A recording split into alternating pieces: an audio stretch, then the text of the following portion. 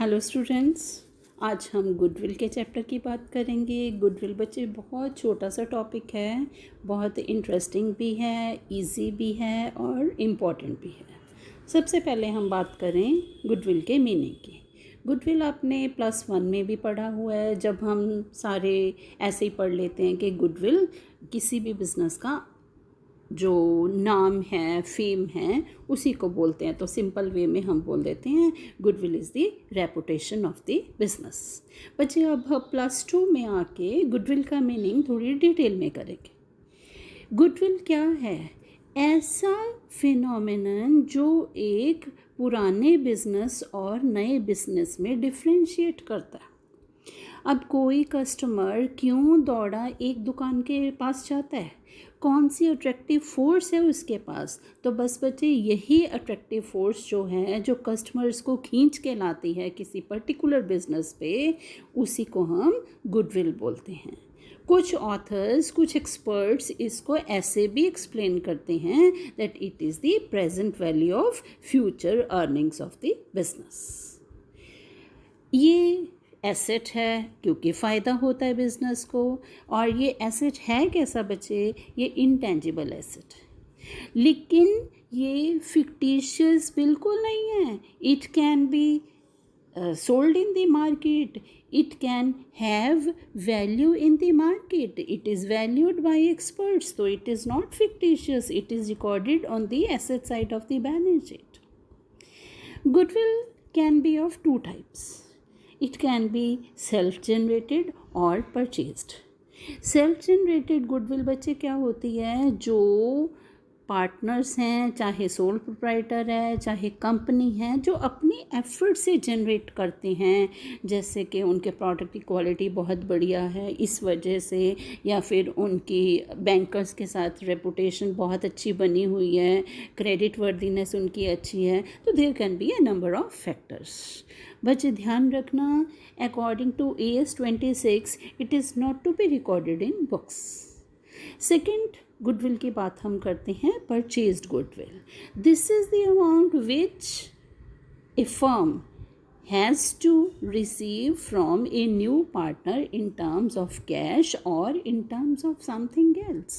Means तब हम इसकी मनी वैल्यू रखते भी हैं और नए पार्टनर से इसके लिए पैसा मांगते भी हैं। Yes, as per AS 26 it must be recorded if it is receive from a new partner in terms of cash और एनीथिंग एल्स। बच्चे, there can be 3 basic methods of valuation of goodwill. आपके syllabus में 3 method हैं और उनमें से 2 method के आगे फिर 2 मेथड हैं। Let me name these methods: average profit method, super profit method, capitalization method. Average profit method can again be of 2 types: simple average method and weighted average method. Capitalization method can again be of 2 types: capitalization of average profit and capitalization of super profit. Yes, students, अब हम first case कर रहे हैं average profit method. तो जैसे मैंने पहले आपको बताया ही है कि ये एवरेज प्रॉफिट मेथड के भी आगे 2 मेथड हैं। एक है सिंपल एवरेज प्रॉफिट मेथड, एक है वेटेड एवरेज प्रॉफिट मेथड। अब हम सिंपल की पहले बात करें तो इसमें goodwill is equal to total profits of n number of years divided by number of years into number of years purchase. अब हम तीनों बातों को एक्सप्लेन करें। Total profits of n number of years means जितने नंबर ऑफ ईयर्स के basis पे हमने गुडविल को कैलकुलेट करना है, उन सारे सालों के प्रॉफिट, और अगर लॉस हुआ तो बीच में से माइनस हो जाएगा, divided by number of years. Suppose हमने 4 साल के प्रॉफिट की बात की तो डिवाइडेड बाय 4, 3 साल के प्रॉफिट की बात की तो divided by 3, into number of years purchase. Number of years purchase का मतलब क्या है कि कितने सालों तक बिजनेस एज इट इज़ उतने ही प्रॉफिट अर्न करता जाएगा, जैसे कि बिजनेस में ओनरशिप चेंज हो ही ना। इतना ध्यान रखना है बच्चे, जो प्रॉफिट्स हैं वो एक्चुअल और नॉर्मल प्रॉफिट्स होने चाहिए। अगर कोई भी एबनॉर्मल उसके अंदर गेन है या एबनॉर्मल लॉस है, उसका इफ़ेक्ट आपको बीच में से बिल्कुल ज़ीरो कर देना है। कैसे करेंगे ज़ीरो? तो अब हम क्या करेंगे, अगर कोई एबनॉर्मल लॉस है, जैसे कि लॉस बाय थेफ्ट हो गया, जैसे लॉस बाय फायर हो गया, तो उस लॉस को हमने ऐड बैक कर देना है। सिमिलरली कोई एबनॉर्मल गेन है या इनकम है, तो उसे हमने लेस कर देना। कभी कभी ऐसे भी हमें क्वेश्चन में दिया होता है कि ओवर वैल्यूएशन हो गई ओपनिंग स्टॉक में। बच्चों मतलब ये है कि ट्रेडिंग अकाउंट ज़्यादा डेबिट हो गया, इट मीन्स हमने प्रॉफिट कम कर दिया था, तो वो हमने ऐड बैक कर देना है प्रॉफिट। सेकंड केस आ जाता है वेटेड एवरेज प्रॉफिट मेथड। बच्चे इस केस में क्या करना है, हमने हर साल के प्रॉफिट को कुछ नंबर ऑफ वेट्स के साथ मल्टीप्लाई करना है। और ये जो वेट्स हैं ये क्वेश्चन में 1 2 3 4 करके गिवन भी हो सकते हैं और इनका कोई अलग बेसिस भी हो सकता है। तो इस केस में सबसे पहले हम क्या करेंगे, एक टेबल बनाएंगे जिसमें फर्स्ट कॉलम में ईयर लेंगे, सेकंड कॉलम में हम एडजस्टेड प्रॉफिट्स लेंगे। ये प्रॉफिट्स वैसे ही एडजस्ट करने हैं जैसे हमने पहले केस में एबनॉर्मल आइटम्स का इफ़ेक्ट जो है ज़ीरो करने के लिए लिए थे। तीसरा कॉलम हम वेट्स लेंगे और फोर्थ कॉलम में हम ये प्रॉफिट्स और वेट्स के प्रोडक्ट के लिए लेंगे। और बच्चों जितने सालों का भी हम बेसिस पे गुडविल की कैलकुलेशन कर रहे हैं, हम क्या करेंगे, उसको लेके दोनों कॉलम्स को मल्टीप्लाई करके हमने टोटल ऑफ वेटेड प्रॉफिट्स लेना है और टोटल ऑफ वेट्स के साथ इसको डिवाइड कर देना है और उसके बाद हमने नंबर ऑफ ईयर्स परचेज के साथ मल्टीप्लाई कर देना है। यस स्टूडेंट्स, अब हमारा सेकेंड मेथड आता है super profit method. Super profit method में फॉर्मूला बहुत ही सिंपल है, छोटा है। Simply super profit into number of years purchase. Number of years purchase first method वाला ही है। अब ये देखें सुपर प्रॉफिट क्या है।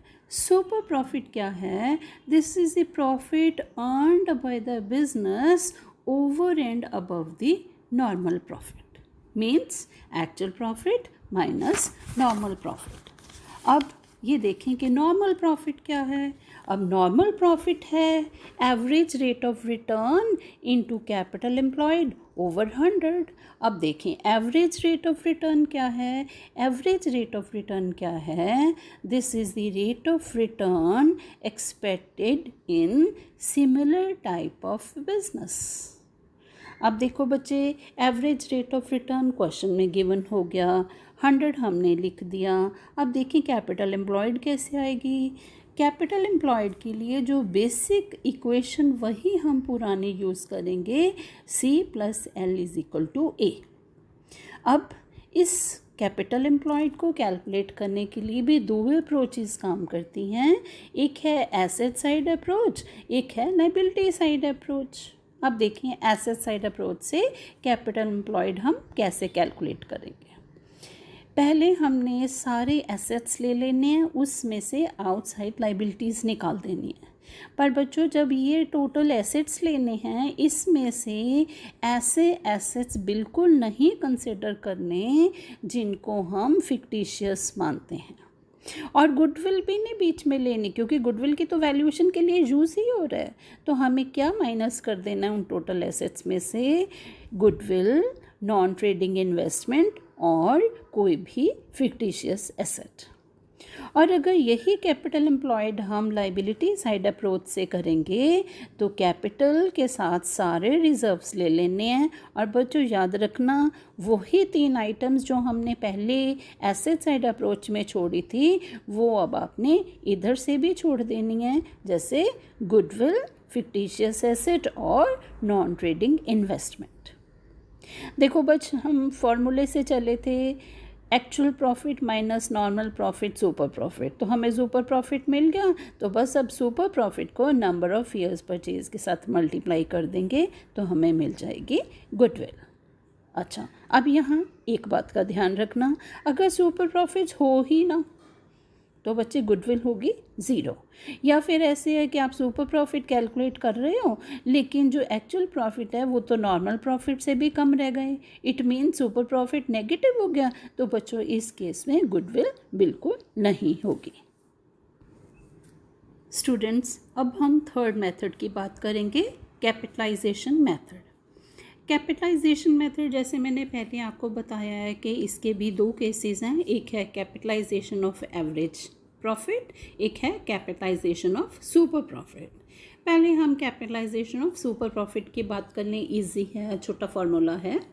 तो अगर हम सुपर प्रॉफिट के कैपिटलाइजेशन से गुडविल कैलकुलेट करें तो goodwill is equal to super profit into 100 over normal rate of return.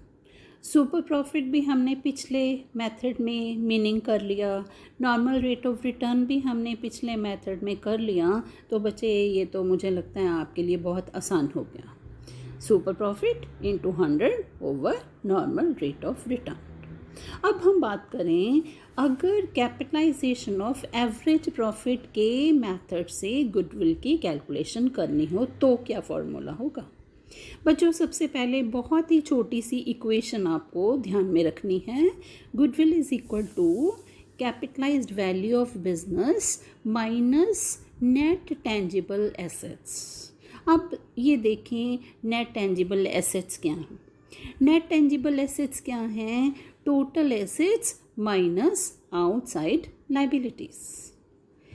और कैपिटलाइज्ड वैल्यू ऑफ बिजनेस को सिंपल वैल्यू ऑफ बिजनेस भी कह देते हैं। और ये कैसे कैलकुलेट करना है? ये है average profit into 100 over normal rate of return. Simple है बच्चे, 2 पुरानी टर्म्स को यूज़ करके ही ये मेथड बन गया, तो ये भी मुश्किल नहीं है। अब बात आती है कि 5 मेथड हमने कर लिए, चाहे 3 ब्रॉड कैटेगरी की बात कर लो, चाहे पूरे 5 मेथड्स की बात कर लो। अब आप कहोगे कि हम पेपर में कौन सा मेथड यूज़ करें? बच्चे सबसे पहले क्वेश्चन में ये देखो किस मेथड को यूज़ करने के लिए इंस्ट्रक्शन। अगर क्वेश्चन के अंदर मेथड के बारे में कोई इंस्ट्रक्शन नहीं है तो फिर आपने ये चेक करना है कि जो गिवन इन्फॉर्मेशन है क्वेश्चन में वो किस मेथड के लिए यूज़ हो सकती है, तो उस हिसाब से ही आपने गुडविल कैलकुलेट कर देनी है और साथ में मेथड का नाम आपने लिखना है तो लिख दो। अब ये देखना कि वैल्यू ऑफ गुडविल चाहे अलग अलग मेथड में जो यूज़ करती हैं, किसी केस में वो सेम आ भी सकती है और किसी केस में वो डिफरेंट होगी, but it can never be negative. Hope है बच्चों आपको ये टॉपिक अच्छा भी लगा होगा, इजी भी लगा होगा। अब आप फटाफट से क्वेश्चन की प्रैक्टिस करना, बस जल्दी जल्दी अब आप ये टॉपिक सीख लो क्योंकि आगे ये हर चैप्टर में यूज़ होना है।